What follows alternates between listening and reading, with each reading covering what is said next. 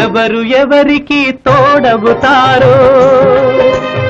ఎప్పుడెందుకు విడిపోతారో మమతను కాదని వెళతారు